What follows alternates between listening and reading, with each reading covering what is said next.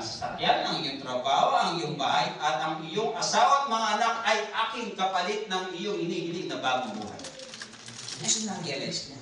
Sa tuwing bubuka ang kanyang bibig, sa tuwing magpo-complain siya, kung ano meron siya, ikawawa na sa kanya. So, minarapat niyang manhinig. Kaya sumagot, nagsalita ang Diyos. So, handa ka naman tanggapin ang iyong inihiling na bagong buhay.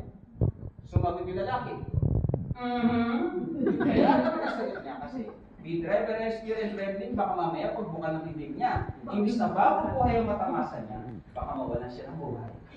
So, kaya gagawin ngayon natin ito. Ibibigay ko sa iyo ang bagong buhay, pero bago yan, may magagawa ko sa iyo.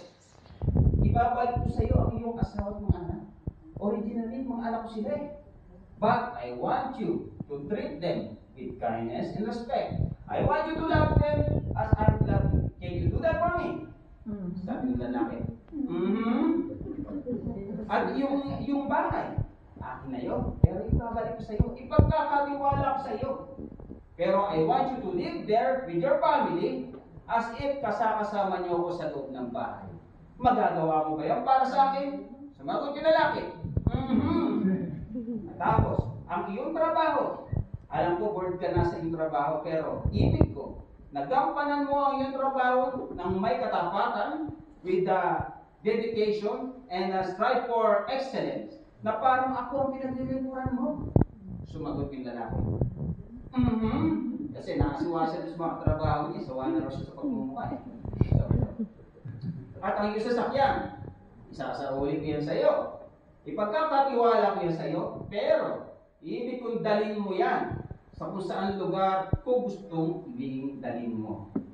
Medyo nag-isip siya at napalunok. So sabi, kasi hindi na pwede pumunta siya sa mga patay sindi eh. At last but not the least, sabi ni Lord, ang iyong 20 euro sa iyong bangko, yung source o yung financial resources, ibibigay ko yan sa iyo. Ipagkakatiwala ko ulit sa iyo.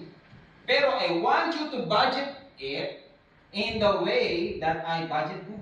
Not in your way, but my way. Magagawa mo ba yan sa akin? Ito matagal siya.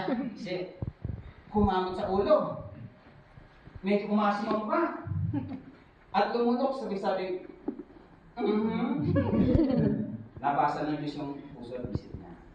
Alam niyo kung ano, ba't ganun ang reaksyon niya? Kasi naalala niya, pag nag-drop kayo sa church, naalala niya yung Tyson-Owen segment.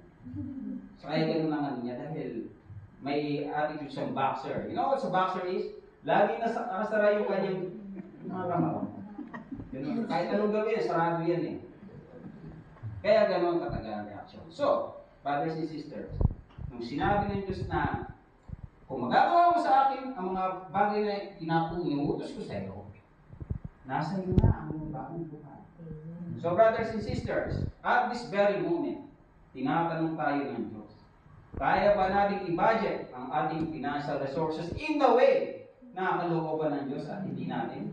Ano ang sagot?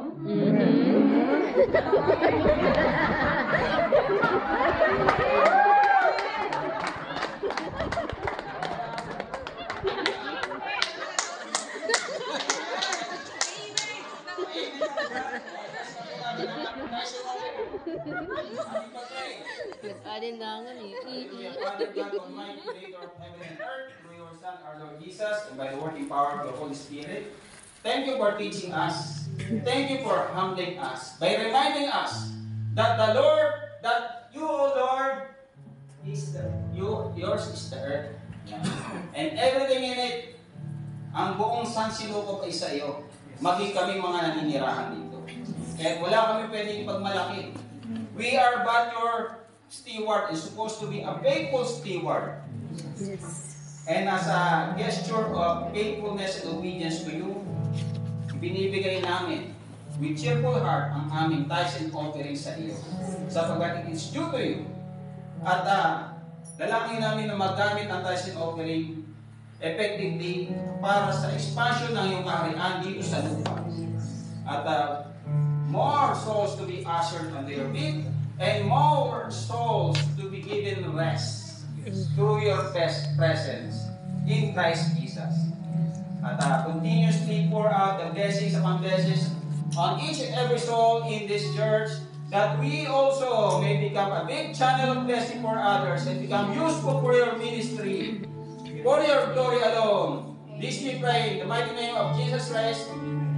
Everybody say, Amen.